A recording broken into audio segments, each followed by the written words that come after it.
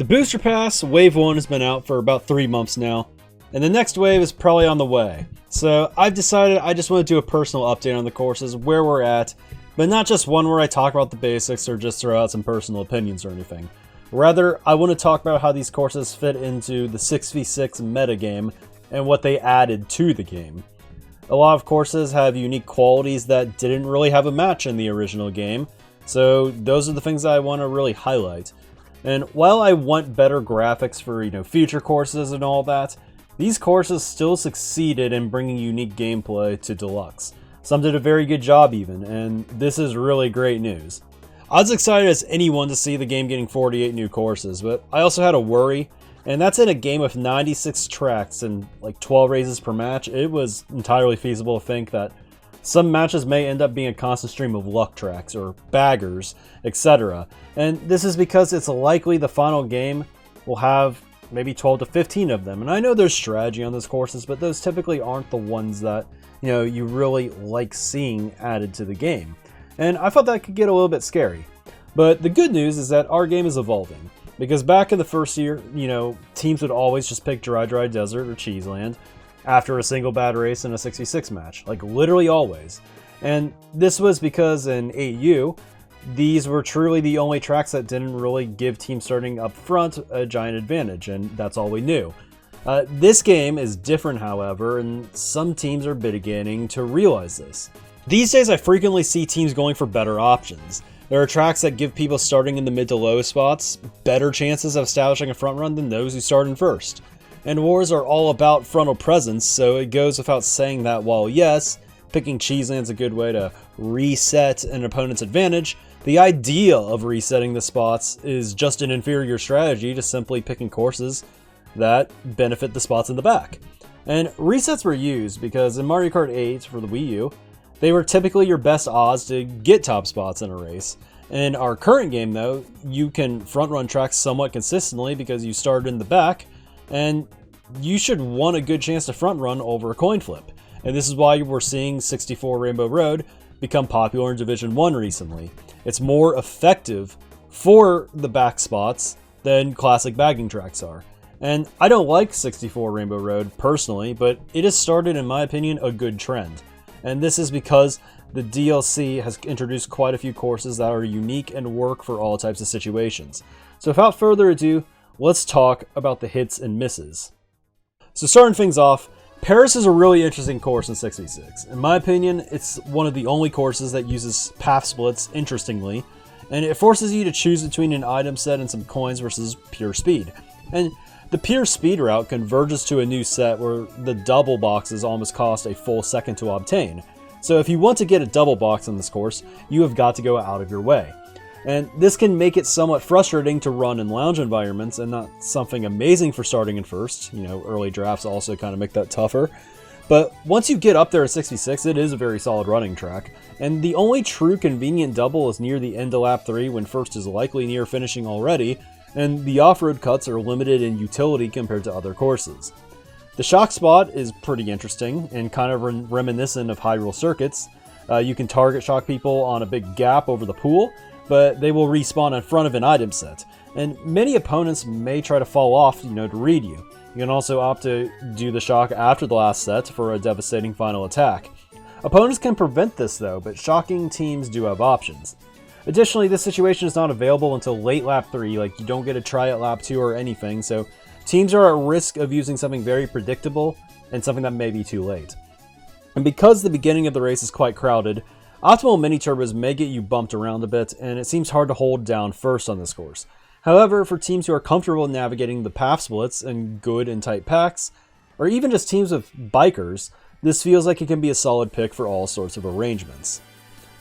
Alright, Toad Circuit. So when I talked about, bagging courses, the GBA Mario Circuit kind of came to mind. This is the Pack 1 course that plays pretty similarly to. Like maybe it's like one of the 12 to 15 or so, but is this course special at all? And well, I'd certainly rather have it than Mario Circuit 1 or Figure 8 Circuit, but I personally enjoy it more than Mario Kart Stadium even, which is a bit more unique, I will admit. But it's hard to say that Toad Circuit really adds anything to the game. Coins are slightly out of the way, but as a bagging course, it doesn't matter a ton. The focus was really just on how the shock is used and who dodges. As a shorter circuit track, it can be seen as one of those bagging courses where there won't usually be 2 shocks, and one where front running is actually possible at times. At the very least, I think having someone front run in your 6v6s is worth it because of its length. Like, there technically could be situations where, first place just wins, and that's even happened to me occasionally on Lounge. Like, Toad Circuits gets picked, and I'm like, well, nobody's going to contest me up front, so I'll take the risk and try to run it. And I have gotten to 15 before. Because of its shortness, the track still could have been unique, but I find it outclassed by GBA Mario Circuit. Like, that track rewards front running a bit more than Toad Circuit from what I've noticed, and if you want a short bagging track that is runnable, Toad Circuit just kind of feels like the worst option. But if you want a track that is more of a traditional bagging course, it's hard to suggest it over some of the others, like Cheeseland. And I guess the best case for its usage in the meta is maybe you're down 20 going into like a last race situation, but you're struggling to front run. So it's very possible that you just want a track where it's like, okay, let's get a shock early, let's use it and see what happens. Because it's kind of unlikely that a second one happens. So you could gamble on just pulling the first one. So yeah, I mean, that's kind of maybe the use. Now, I personally like Toad Circuit casually, but I'd say it's not the best use of a slot when it comes to, actually adding to the metagame. Choco Mountain is quite interesting. It can be a deadly group runner with the unique quirk that it's somewhat difficult to tell which team is actually going to front run it on the track selection. It requires good communication early on for sure.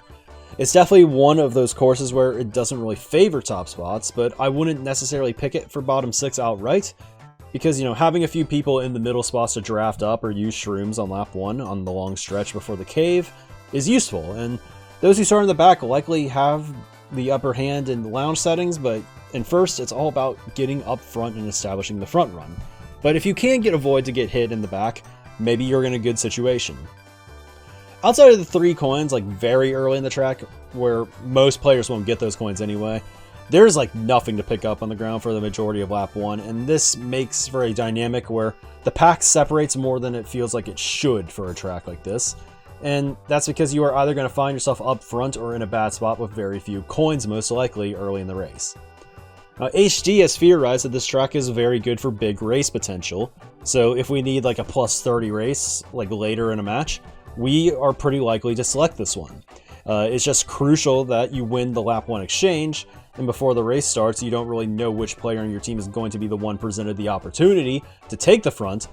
But good communication to operate the front early is crucial, because those who establish it get a very nice advantage that puts a lot of pressure on opponents to actually pull the shock. Now, there are places to use a shock, namely the glider on lap 2 and 3, but pulling it can sometimes be harder than expected, and even that TS spot, or target shock, is kind of predictable. Now, you get 3 item sets to work with that are spaced somewhat far apart, and if you pull a bullet bill at the final set, you can pretty frequently kiss your chance of pulling shock goodbye. And this is because you have to wait to fall off or use it and burn it at the beginning of the next lap, which effectively ends your chance of coming back. Or you can use it and take the bill extension from the end of the lap, but that's going to take you past the first set. So yeah, not getting an item there. Now, good shocks can be used on Choco Mountain, but I would say it's tougher than you'd actually expect to pull it.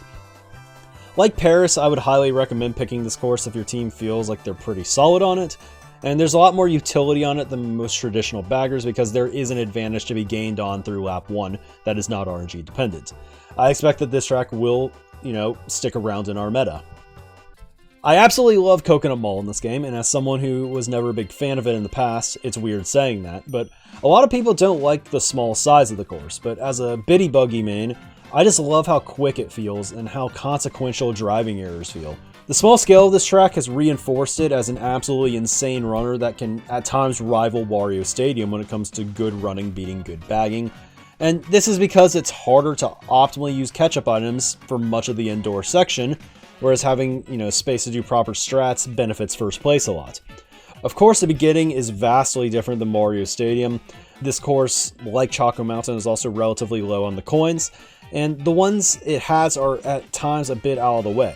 You don't pick the track for first, though, because the person who front runs is going to be the player who gets to shroom away at the opening top route cut lap 1. Like in Mario Kart 7, those starting in the back typically have the advantage over the top spots, However, 12 players is very different than 8, and it can be hard to get item boxes from the very back. So having a lot of mid spots sets you up for success here typically. And it then requires good upper pack management lap 1, and if you can win early on, it is brutal to get you out. Now, of course, bagging for shock can be quite useful here, like many courses, but sometimes bagging ends up being the salvage, not something that flips results. And first place can get huge leads, and I mean huge. Now, while I enjoy how compact the opening section is, the end section works very well too. And unlike Mario Kart Wii, where the bottom route was almost always ideal, and unlike 7, where the opposite was true, the path split is a truly meaningful decision in this game. Now, the top route is faster with the UMT glider and even an opportunity to occasionally motion glider, but the bottom route is typically the safer, no-nonsense approach that frequently is fine to take even in first place, as the top route is only really faster if you don't take the item boxes. Now, if you feel an upcoming opponent shock coming, like sometimes the top route's fine because gliding can minimize the shock damage and there's an extra boost pad up there, but there's of course still item boxes if you need them, even though it's a slower line. So in summary, this is a track that is close to the level of Wario Stadium as a runner for people not starting in the top 3. I'm telling you all, there's not going to be any excuse to pick Dry Dry Desert in 2023 unless you really think RNG helps you win certain matchups. So Tokyo Blur was the definition of resident sleeper in Mario Kart Tour, but I think it has more to offer in this game for sure. And one of the unique things about it is that even though it isn't a sector track, you rarely will get punished by your own backspam or items that you throw backward. And it's been a common theme in this DLC, but good luck getting coins on this track as well. I think of all the courses in the pack, this may actually be the best traditional frontrunner in the sense that you can hold on to first from the beginning, but I don't know how great it is in that regard. You should get more coins than others if you start first, because there's barely any to pick up, and you can get, the coins from the boxes. And the first 2 item sets come up pretty quickly, but the beginning is draft happy, and those who are able to draft up with a mushroom are frequently going to be able to gain a ton on you with the cut at the end of lap 1, even if you have a decent no item cut. The winning team is usually set up at the end of lap 1, and whoever is able to establish more top spots will gain a massive advantage. Now, this track can work out for first place, but you're likely going to need help from your teammates to take out opponents with shrooms in the middle of the first lap.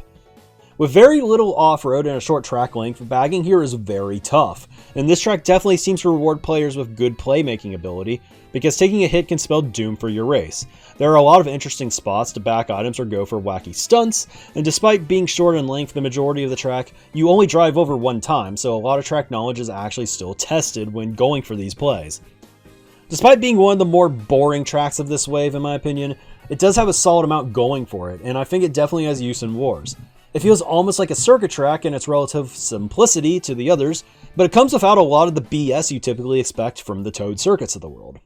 I was really excited for Shroom Ridge as a Mario Kart DS kid, but it has blown my expectations out of the water up to this point. I genuinely believe that it is a perfect fit for Mario Kart 8 Deluxe. It is one of the most fun tracks to front run, I think, because of all the tight turns and heavy use of higher level mini turbos, and to my knowledge, it is the only course in the game that starts off with 3 straight Ultra Mini Turbos, which makes the beginning feel quite fast. Despite being pretty compact for most of the course though, there's still a solid amount of open space at times and lots of options for both frontrunners and baggers alike. The beginning and ending is definitely favorable for the frontrunners, and without having to worry about pack items as much, you gain a lot of time not having to modify your lines, and the spots for backspam are outstanding. Now, along with Dragon Driftway, it is one of the few courses in the game where every item set can effectively be a double box if you want it to be, and with all the cars that you can swerve in front of, it is one of the best courses in the game for being able to defend yourself from red shells when considering, the doubles also. Now, I think the moving item sets are perhaps the greatest, unique feature of this course.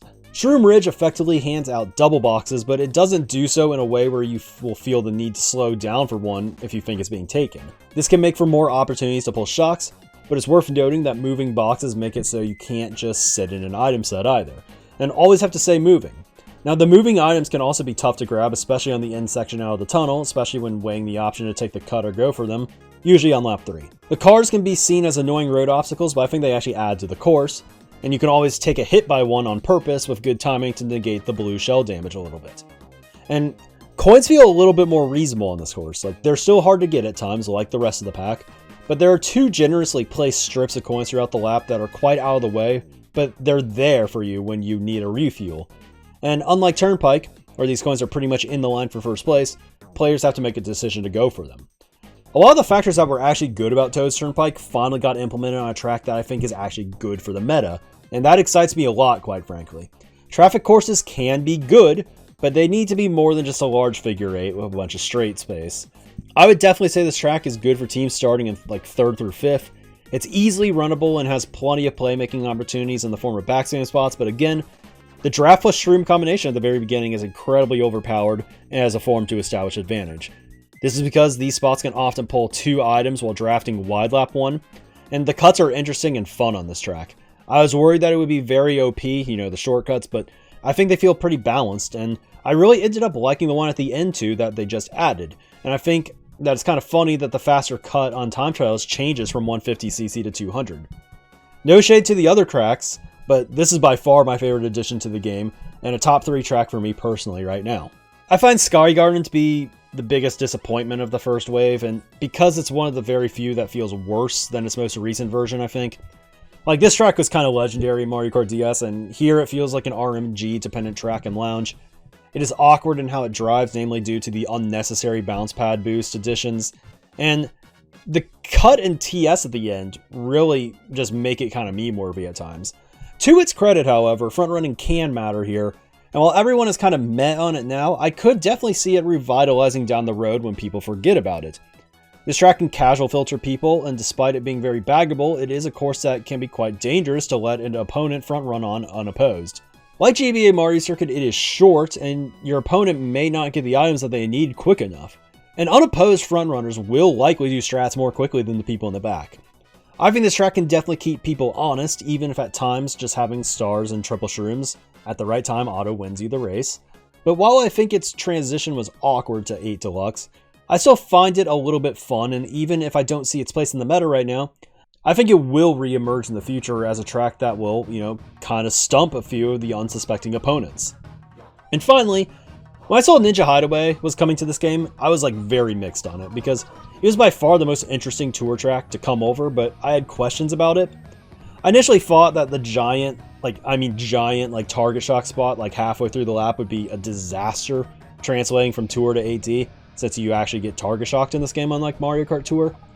But the track seems to be such a dominant runner with so few great shroom spots that it still holds up despite the potential target shock. And additionally, shocks are not as common as you might think it is for a 2-minute course. Pulling shocks like Choco Mountain can be kind of difficult because only the first and last set actually allows you to stop to get more than one roll. Set 2 is in the air on the glider or on the likely, slower top route. And what this means in 6v6 is that there's 30 full seconds between the first set and last set where you can actually stop to try to get it. And pulling a Bill or Golden is particularly disastrous at the final set, since they will take you past the first set if you don't fall off the course or slow down considerably. So to pull the shock, you sometimes have to sacrifice your race. I find it to be one of those courses that a team should pick if they're simply good or confident on it. Split paths can be useful, but for the most part, you should want to go the quickest route. But, the other splits are still good. Lap 1 going up top is useful for people who actually want to plan for more than the first 20 seconds, and a few people will shroom up lap 1, sometimes opponents or teammates, and I love how items work with the glider here, because to set up a clean advantage, the track requires teammates to throw items into tight windows and it rewards skilled playmakers. People on the cut will have to, have sharp communications with the frontrunners who have the coins. The second split path is also fascinating because you can go up there, it's slower, and you can pick up 5 coins and avoid the mess underneath. It is slower but useful, and I like having the option as opposed to many of the other courses in this pack. The third split path we forget about since it's on the lap transition. I've tried it a few times but don't find much use from it. It goes wide and dropping down can be risky since the respawns in the early section are kind of degenerate and poorly made. And there's a final one where if you get hit right as you go off the glider, yeah, that's going to cost you almost 10 seconds it feels like. In summary, Ninja is a solid runner that forces you to take risk pretty frequently, and it gives you options. Of course, I barely touched up on the no item cut for laps 2 and 3, and how it is especially tough with the changing conditions.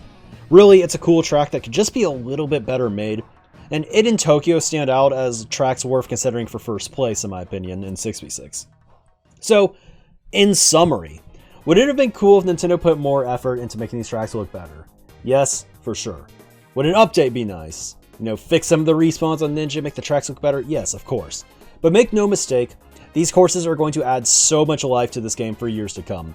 And this will end up becoming on the level of Mario Kart Wii for developed metagames, and that will be exciting. The majority of these courses I think will see regular use in our competitions moving forward, because many of them are unique and many act as outstanding courses to pick for front runs even without requiring you to start in top spots. It's possible they also make 64 Rainbow Road less popular in the future, which is cool in my opinion. So if you haven't up to this point, start picking them accordingly. Practice them, figure out what works with you and your team on them. Because I promise you that as these tracks lose the spotlight to future waves, that being good at them and actually understanding how they can help your team will pay dividends and keep our metagame fresh. Everybody has, their own opinions and stuff, and seeing, certain teams find uses for certain tracks is always cool. So that's it for now. I really like this idea about going through all the courses. I wanted to do it earlier, but I'm definitely going to try to do it earlier for future waves. So we'll see you all with a follow-up once the Wave 2 courses begin to marinate. So if you are interested in that or any content on the channel, make sure to subscribe, and we'll see you then.